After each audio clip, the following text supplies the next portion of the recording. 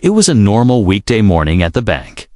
The sun was shining through the tall glass windows, making the polished floor sparkle. People were busy going about their day. Some stood in line holding deposit slips, others sat filling out forms, and a few were chatting quietly on their phones. The soft sound of the counting machines and the low hum of conversations filled the air. Everything seemed ordinary until the glass door slowly opened. And in walked an old man who would change everyone's day forever. He was tall, but his shoulders were slightly bent from age. His skin was dark, his hair a mix of white and silver, and his face carried the deep lines of many years. His clothes looked worn out, a faded brown coat, loose trousers, and shoes that had clearly been repaired more than once. In his hand, he carried an old, weathered leather bag. The bag looked like it had traveled through decades with him. The straps were cracked, and the corners were frayed, but he held it with care, as if it was his most precious possession. Nobody in the bank paid much attention to him at first. People saw an elderly man walk in and assumed he was there to make a small withdrawal or deposit, like many pensioners do. But there was something different about the way he moved. He didn't shuffle or wander like someone unsure of where to go. He walked straight toward the manager's desk, his steps steady and purposeful. The bank manager, a middle-aged man in a crisp suit, was in the middle of reviewing some papers. Without knocking or waiting to be invited, the old man stopped in front of his desk. The manager looked up, a little surprised, and asked politely, "Good morning, sir. How can I help you today?" The old man didn't hesitate. In a calm, firm voice, he said, "I own this bank." The words seemed to hang in the air for a moment. The manager blinked, not sure if he had heard correctly. A woman standing nearby glanced over, her eyebrows raised. Two tellers, busy at their counters, looked at each other and smirked. The old man's tone was serious, but the claim was so unexpected that it almost sounded like a joke. From a nearby desk, a young teller whispered to her colleague, "Did he just say he owns the bank?" The colleague stifled a laugh and nodded. Soon, quiet chuckles began to spread among the staff. Even a few customers overheard and exchanged amused glances. The old man didn't smile. He didn't laugh with them. His eyes remained steady, and he stood tall despite the whispers around him. But to everyone else, the scene felt absurd. How could a man dressed like that, with an old bag and worn-out shoes, possibly own a bank? People began making silent assumptions. Maybe he was confused. Maybe he had memory problems. Or maybe he was just another eccentric old man with a wild story. The manager, trying to keep his composure, leaned back in his chair and said kindly, "Sir, are you sure you're in the right place?" The old man simply nodded. "Yes," he said, his voice low but certain. "This is my bank." His confidence was unsettling. It wasn't the kind of confidence you could fake. He didn't seem like a man making up a story for attention. And yet, nobody could believe him. To the staff and customers, he was just an ordinary old man, if not less than ordinary. Still, there was something in his eyes that caught the manager's attention. A quiet strength, a look of someone who had seen much in life, someone who had faced storms and come out stronger. The kind of look that didn't need to prove itself with fancy clothes or a loud voice, but before anyone could take him seriously. The laughter in the room grew slightly louder. People returned to their business, convinced that whatever this man was claiming, it couldn't possibly be true. The manager, feeling it was best to move him along, was about to ask the old man to take a seat so they could sort things out. The old man simply tightened his grip on his leather bag, as if he was about to reveal something that would change the mood of the entire room. They didn't know it yet, but in just a few moments, the quiet chuckles would turn into stunned silence. And the man they had underestimated would prove that appearances can be more deceptive than anyone in that bank had ever imagined. The bank lobby was still, buzzing with quiet laughter and murmurs after the old man's unusual statement. Most people, had already decided in their minds that he was just mistaken or confused. Some were still glancing in his direction, whispering to each other like schoolchildren sharing a secret joke. But the old man stood there completely unfazed, his hand still resting on his weathered leather bag. The manager, trying to remain polite but clearly doubtful, leaned forward with a faint smile. "Sir," he said slowly, as though speaking to someone who might not understand, "you said you own this bank." The old man met his gaze without blinking.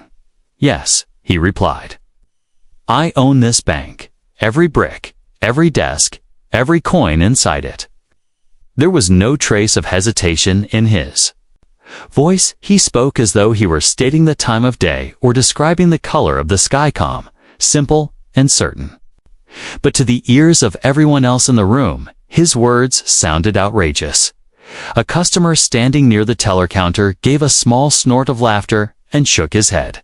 "Yeah, and I own the White House," he muttered under his breath. Another man, filling out a deposit slip, chuckled and whispered to the woman next to him, "Maybe he's dreaming." The young teller who had whispered earlier now allowed herself a small giggle, covering her mouth with her hand.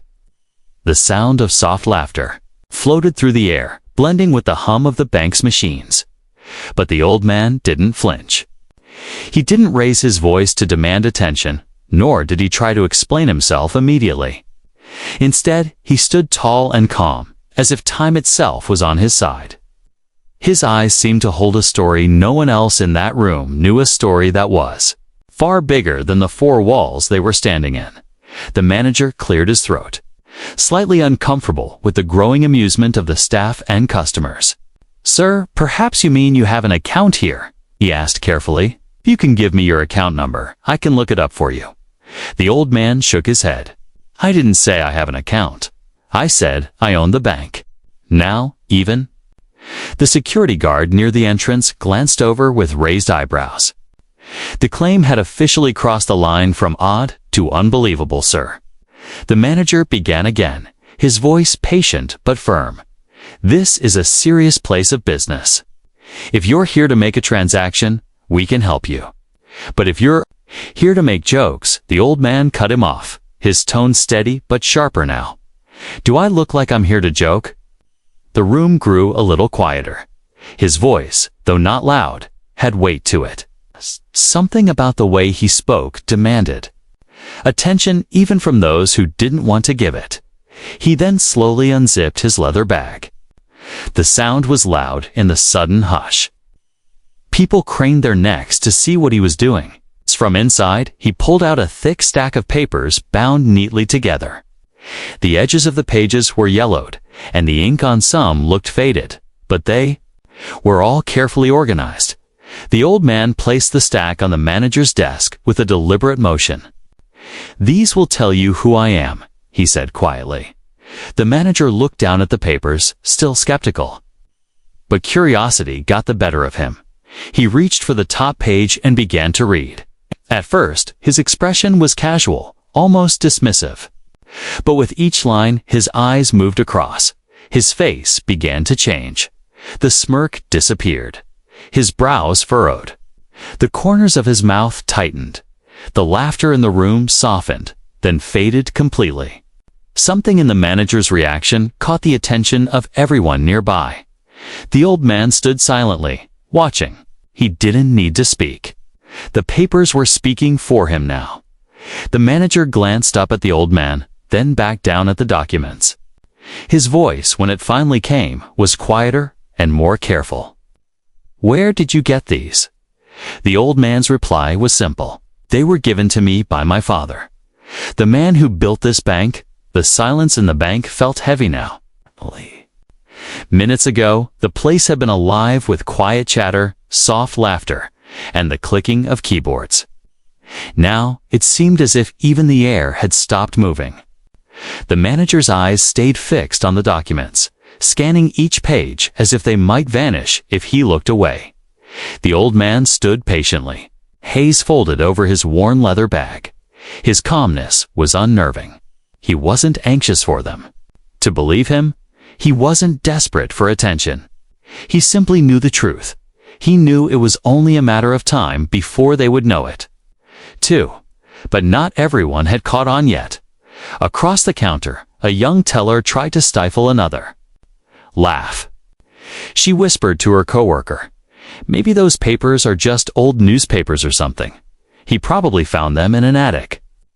The coworker smirked, but kept his eyes on the manager, curious about why his boss suddenly looked so serious. Few customers who had been ready to leave now lingered, pretending to check their phones while keeping one ear tuned to the conversation. The security guard shifted his stance, leaning slightly forward as though he sensed something important was unfolding. Finally, the manager set the papers down, but his fingers rested on them as if he didn't want to let go. He looked up at the old man, his voice noticeably different, now less dismissive, more careful. "Sir, these are legal documents," he said slowly. "Real legal documents. And they have this bank's original name on them." He stopped himself, glancing around the room. It was clear he didn't want to reveal too much in front of the customers. The old man gave the faintest smile. Not of pride, but of quiet certainty. "I told you," he said softly. "I own this bank." The tension in the air thickened. Oh no. The employees who had laughed earlier now exchanged uneasy glances. Something about the old man's tone, his stillness, and those papers was forcing them to reconsider everything they had assumed. The manager leaned back in his chair and took a deep breath, as if trying to decide how to handle what he had just discovered. He glanced at the bank's head teller, a woman in her late 40s, and gave her a subtle nod. She hesitated, then quickly walked over to see the documents herself. She took one look at the top page and froze. Her lips parted slightly as her eyes darted from the old man to the manager, then back to the papers. This is the original deed," she whispered. "The one from decades ago." Whispers began to ripple through the bank again, but this time they carried a different tone. Not amusement, but curiosity and disbelief. Customers leaned in closer to each other, murmuring questions. "Is it real? Did he say he built it? No, he said his father did. What's going on?" The old man's eyes softened as he looked around at the faces staring at him. He could see the shift happening, the slow crumble of their assumptions, the discomfort of realizing they might have been wrong. He placed one hand on the papers and spoke in a low, steady voice. "My father founded this bank before most of you were born. He worked day and night, through winters and storms, through hard years and good years, to keep it alive. When he passed, he left everything to me. I didn't sell it, didn't give it away. I let others run it, but make no mistake, it still belongs to me." The words hit the room like a stone dropped in still water. No one dared laugh now. But as powerful as his claim was, there was still doubt lingering among some of the staff and customers. Not because they thought he was lying, but because the idea of someone like him dressed so plainly, walking with that old bag going, something so grand, was almost too hard for their minds to accept. The manager finally stood from his chair. "Sir," he said respectfully, "I think we should take this conversation to my office." The old man gave a small nod. Without another word, he picked up his bag, gathered the papers, and followed the manager through a side door. All eyes followed them until they disappeared from view. The room remained hushed, filled with the weight of what had just happened. The laughter was gone, replaced by a thick, buzzing silence, an unshakable question hanging in the air. What? If everything he said was true? The manager's office was small compared to the grand lobby, but it was quiet and private, just the kind of place where secrets could be revealed. A large desk sat in the center with neatly stacked papers, computer, and a single family photo in a polished frame. The blinds on the glass wall were quickly drawn shut by the head teller. Blocking the curious stares from outside, The old man stepped inside and lowered himself into the leather chair across from the manager's desk. He set his weathered bag on his lap, his hands resting on it protectively. The manager closed the door gently, almost as if afraid to make a sound that might disturb the strange gravity of the moment. For a few seconds, no one spoke. The ticking of a small clock on the wall seemed louder than usual. Finally, the manager took a seat, pulled the stack of documents closer, and began flipping through them more carefully. Page after page revealed a history of ownership, handwritten signatures, official seals, and government stamps. There were old photographs tucked between some pages, showing the bank's first building, a modest brick structure with a wooden sign, and in front of it, two men in suits standing proudly.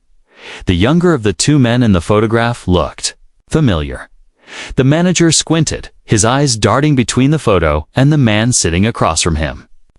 The resemblance was undeniable, the sharp jawline, the same intense eyes, even the way he held himself. This is your father?" the manager asked quietly. The old man nodded once. Kay said, pointing to the taller man.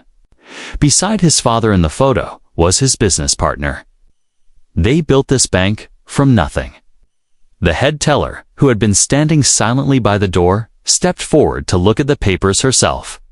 She lifted one page carefully, almost reverently. "These seals, these are authentic," she murmured. "And this is the original charter of the bank, the very first one." The manager leaned back in his chair, rubbing his temples as the reality began to sink in. "This is extraordinary," he admitted. "But, sir, if you've owned this bank all these years, why haven't you come forward before?" Old man looked out the small window in the office door, as if his thoughts were somewhere far away. "Because I never needed to," he said finally. "I let the people I trusted run it. I never cared for the attention or the glory. My life was simple, and that's how I liked it. But things have changed." His voice was calm, but there was an edge to it now, a quiet steel that hinted at deeper reasons for his visit. The manager exchanged a quick glance with the head teller. Both of them sensed there was more to the story, but neither dared to push too hard yet. Instead, the manager picked up the office phone and dialed an internal extension. "I need verification on some historical legal documents," he said into the receiver. "Priority check. Yes, immediately." Within minutes, a junior employee arrived, looking curious but keeping a professional expression. The manager handed him the stack of papers. "Scan these. Check every signature, every seal, every date against the archives." As the young man left with the documents, the old man sat in silence, his hands still resting on his bag. The quiet in the office was thick, the kind that pressed down on the skin. Out in the lobby, the mood had changed entirely. The customers, who had once laughed, were now craning their necks, whispering in low voices. The tellers tried to look busy, but their eyes kept darting toward the office door. Even the security guards shifted restlessly, sensing that something significant was happening behind that closed door. Back inside, the manager folded his hands on the desk and asked softly, "Sir, if what you're saying is true, what do you plan to do now?" The old man looked him directly in the eye. His voice was quiet, but unwavering. "That will depend on whether this bank remembers the man who built it or forgets him entirely." The room seemed to grow even stiller. The sound of distant typing and muted conversations from the lobby faded into nothingness. There was no mistaking it now. Whatever was about to happen next was going to change everything, and when the verification came back, no one in that building would ever look at the old man the same way again. The wait for the verification felt longer than it actually was. The small clock on the office wall ticked steadily, but to the people inside, each second seemed stretched thin, like time itself was holding its breath. The old man sat motionless in his chair, his hand still resting on that weathered leather bag as if it were a lifeline. The manager, trying to mask his growing unease, tapped a pen lightly against his desk. The head teller stood quietly by the door, her arms crossed, eyes fixed on the stack of documents that had just been carried away. Outside the office, the air was charged with curiosity. The customers had stopped pretending to mind their own business. Some openly faced the manager's door, waiting for someone to come out with answers. A few had even pulled out their phones not to take pictures, but to text family or friends about the bizarre scene they were witnessing. Some old guy just claimed he owns the bank.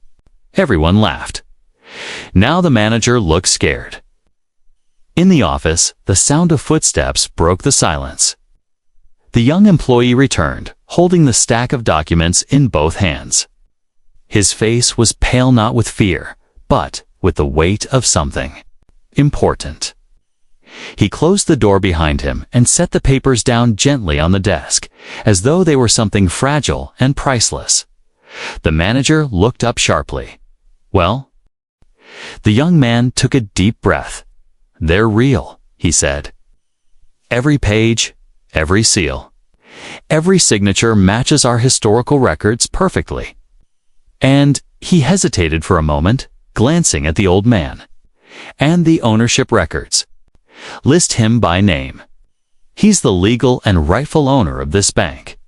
The words landed like a thunderclap. The head teller's eyes widened. The manager leaned back in his chair, momentarily speechless. Outside in the lobby, although they couldn't hear the exact words, the change in the faces inside the office was enough to tell the customers that something monumental had just happened. The old man didn't gloat. He didn't smile or raise his voice. He simply reached for the documents, placed them back into his leather bag, and fastened the strap. Then, in a calm and steady tone, he said, "I told you the truth. You just didn't want to believe it." The manager finally found his voice. "Sir, this is incredible. I don't know what to say." "You don't have to say much," the old man replied, his eyes locked on the manager's. "Respect will be enough." In that moment, the memory of the laughter from earlier seemed to hang in the air like an uncomfortable ghost. The manager remembered the smirks from his staff, the whispers from customers, the way he himself had doubted the man without a second thought. Now, every one of those moments felt like a heavy weight in his chest. The head teller cleared her throat. "Sir," she said softly, I think the staff should be informed, and the branch should be made aware." The old man shook his head slightly. "Not yet. I didn't come here for applause. I came here for a reason, and that reason is not finished yet." His words carried a mysterious finality that made both the manager and the head teller exchange puzzled glances. The old man stood up slowly, the leather bag swinging gently at his side. As he moved toward the door, the manager instinctively rose to follow him. When the door opened, the lobby fell silent. Every head turned. Conversations died mid-sentence. The customers, the tellers, even the security guard, all of them watched the man who had walked in as an object of ridicule only minutes earlier. But now, something had shifted. They didn't know the details, but they could see it in the way. The manager followed closely behind him, in the way the head teller kept her eyes lowered in quiet respect. The air felt different, heavier, more reverent. The old man didn't stop to explain himself to the crowd. He walked with the same steady pace he had entered with. But now there was a sense of quiet authority in every step.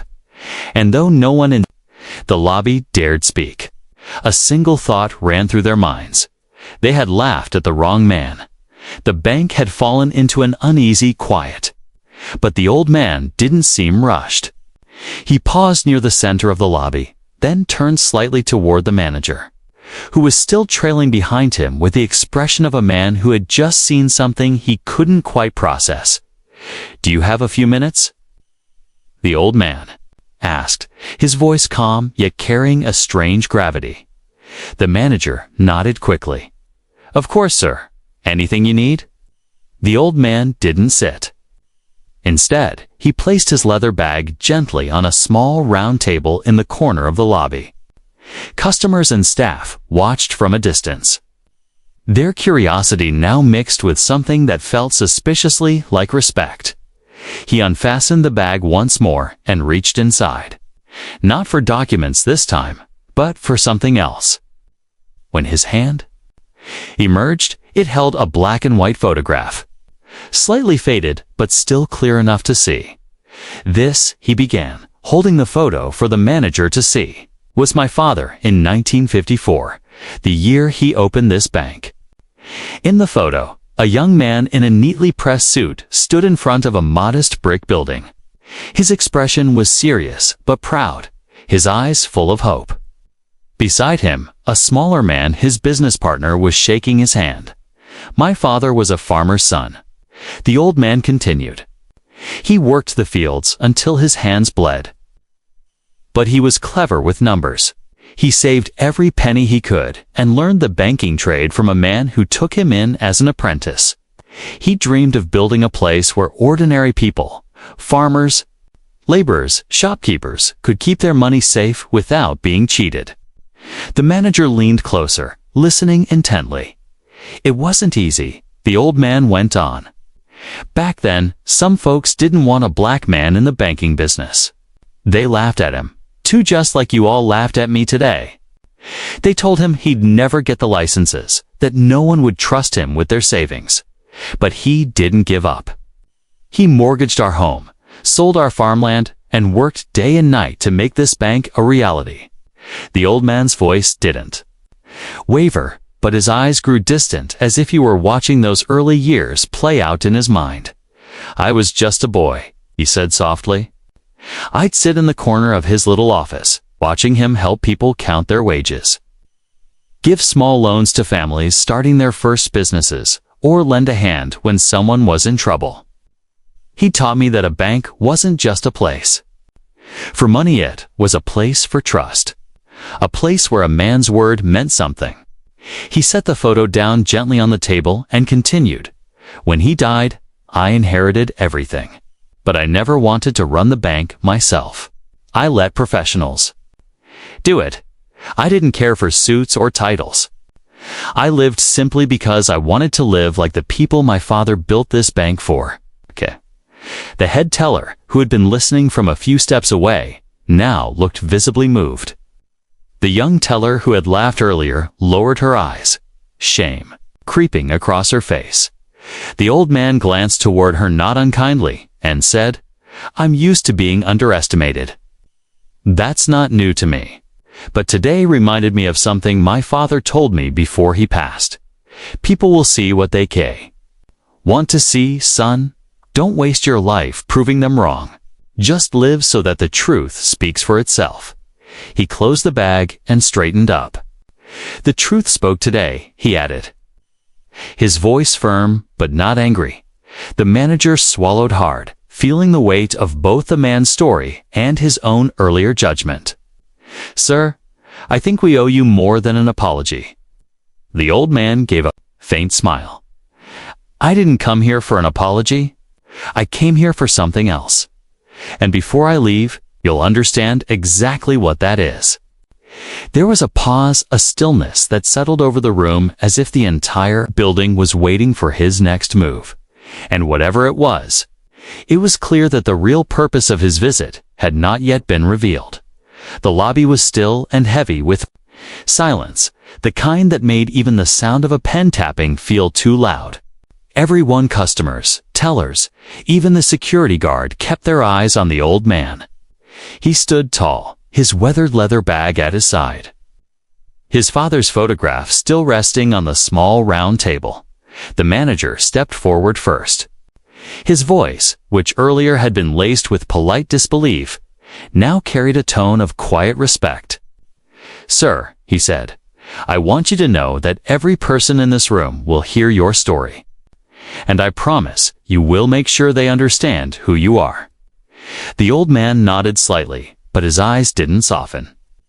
"Words are fine," he replied calmly, "but respect is shown in how you treat people when you don't know their worth yet." The young teller who had laughed earlier suddenly seemed very small in her chair. She rose slowly, her cheeks flushed with embarrassment. "Sir," she said quietly, I'm sorry. I shouldn't have laughed." The old man's gaze turned. To her, there was no anger in it, only a steady, measuring look. "You don't owe me an apology," he said, "but you owe yourself the lesson. People walk into this bank every day, some rich, some poor, some dressed in suits, others in rags. You'll never know who they truly are until you listen instead of judging." Her eyes dropped to the floor, and she gave a small nod, swallowing hard. A man from the customer line, who had been one of the first to smirk earlier, stepped forward. "Sir," he said, "I didn't mean anything by it. I just didn't believe you." "I guess I was wrong." The old man's lips curved into the faintest of smiles. "We're all wrong sometimes. What matters is whether we stay wrong after the truth finds us." A ripple of quiet agreement moved through the room. Heads nodded. Some looked ashamed, others thoughtful. Atmosphere was no longer one of idle curiosity, was one of reflection. The manager gestured toward his office. "If you'd like." "Sir, we can have a press release prepared. The public should know the bank's true history and its rightful owner." But the old man shook his head. "I didn't come here for publicity.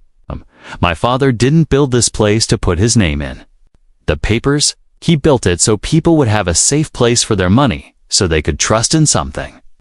He paused, then added, "I came here to see if that trust still exists." The words sank deep into the room. The staff exchanged uneasy glances. The old man let the silence hang for a moment before he continued. "This bank has done well," he said, "but I've heard things. Hidden fees, poor treatment of small account holders, loans denied to people who needed them most, not because they were unqualified, but because they didn't look the part. That is not the bank my father built. And I won't watch his legacy be twisted into something it was never meant to be." The statement hit harder than anything he had said so far. The manager's jaw tightened, and a bead of sweat formed at his temple. "Sir, if you believe these things are happening, we'll investigate immediately." "You won't investigate." The old man interrupted, his voice calm but cutting through the air like a blade. "You'll change, starting today." His tone carried no anger, only the unshakable authority of someone who knew his power and didn't need to shout about it. The quiet strength in his voice left no room for argument. The head teller stepped closer. "And if they don't?" she asked softly. The old man's eyes sharpened. "Then I'll take back not only my title, but every key to this place. And I'll make sure it's run by people who understand what my father stood for." The room was utterly silent. In that moment, every person understood the man standing before them wasn't just the rightful owner of the bank. He was its conscience. The bank was silent. Not the kind of silence that comes from an empty room, but the heavy, loaded kind that follows truth when it's finally spoken aloud. The old man's words still hung in the air, echoing in the minds of everyone present. He reached down and gently lifted his father's photograph from the table, brushing his thumb over the edges as though it were the most precious thing he owned. Then, with slow and deliberate care, he placed it back into the weathered leather bag and fastened the strap. The sound of the buckle clicking shut was somehow louder than the hum of the air conditioning or the distant tapping of a keyboard. The manager finally found his voice. "Sir," he said softly, "I can't promise that every wrong will be righted in a day. But I can promise this: you have my word that this bank will honor your father's legacy from this moment on." The old man looked at him for a long moment, his eyes searching for something sincerity, perhaps. After a pause, he gave a slow nod. "Good," he said simply, "because I'll be watching." Without another word, he turned toward the main doors. The manager stepped aside instinctively, almost like a soldier making way for a commanding officer. The head teller lowered her eyes as he passed, her earlier shame still etched in her face. The customers parted, creating a silent path for him to walk through. No one dared whisper now.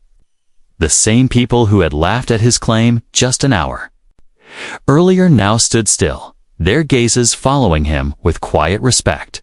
Even the security guard, who had barely acknowledged him before, straightened his posture and gave a respectful nod as the old man passed. Sunlight streamed in through the glass doors, bathing him in a warm glow as he stepped outside.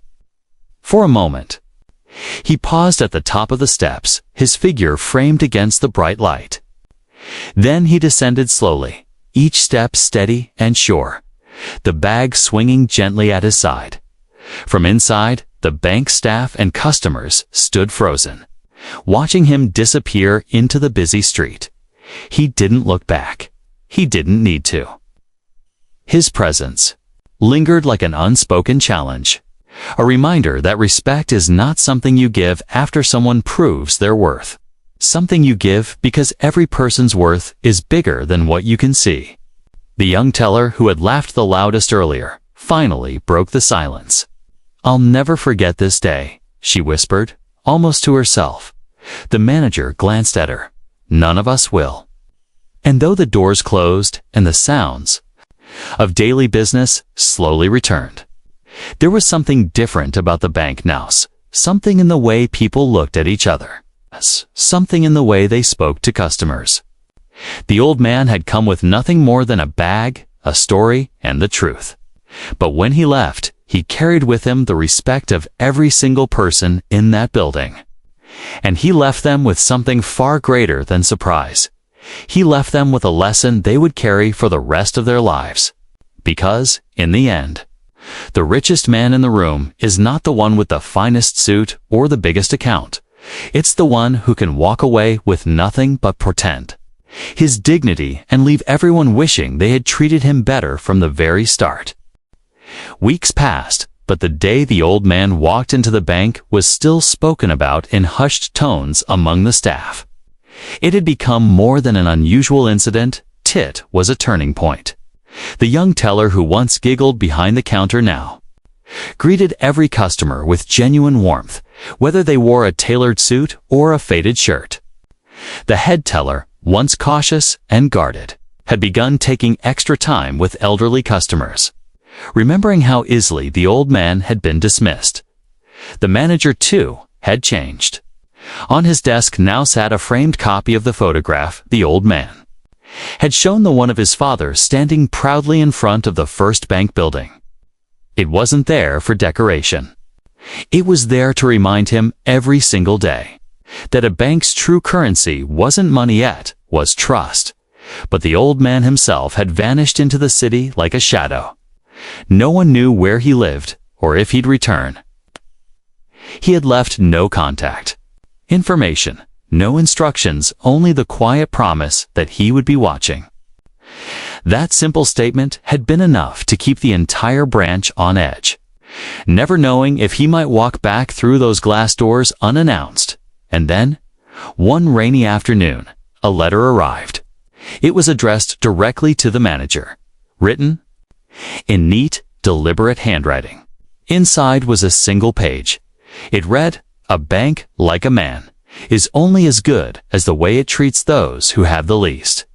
Remember this, and you will never fail my father or yourself." There was no signature. It's only a small pressed flower tucked inside the envelope. The manager sat at his desk for a long time, staring at the letter. He didn't need a signature. He knew exactly who had written it. And though he never told the staff what it said, they noticed something different in the way he carried himself from that day forward. Some whispered that the old man was testing them, watching from a distance to see if they would honor their promise. Others said he had moved far away, content that his father's legacy was safe. But there were those who believed something else, that one day, without warning, the glass doors would swing open again, and he would be standing there with the same leather bag, the same calm eyes, ready to see if the lessons he left behind had truly taken root. Until then, his presence lingered, invisible but felt in every corner of the bank. His story was retold to new employees, passed down like a cautionary tale mixed with a quiet kind of reverence.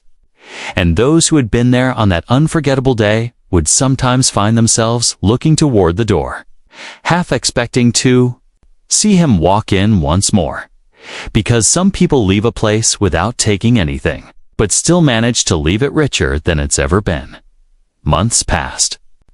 The memory of the old man's visit had settled into legend among the bank staff. Some had grown used to the idea that he would never return. The lesson he left behind was still present in their minds, but, like all things, daily routines and the pressure of targets began to dull its sharpness until one winter morning. Something happened that brought him back into everyone's thoughts. It started with an official-looking envelope, delivered by courier directly to the bank manager. The envelope was thick, sealed with a wax stamp-pan old-fashioned touch that made the manager's heart race before he even opened it. The staff watched from their counters as he carefully broke the seal and unfolded the letter inside. The letter was typed, but at the bottom was the unmistakable neat, deliberate signature, Elias Carter, the name of the old man. It read, "I told you I would be watching. I have seen the change, small but meaningful. This is good. But a bank is like a garden. If you stop tending it, weeds will grow again. So I will not only watch, I will act." The letter went on to explain something no one in the building had expected. Elias had decided to exercise a part of his ownership rights that allowed him to directly influence certain policies. He wasn't asking for approval. He was informing them of changes that would take effect immediately.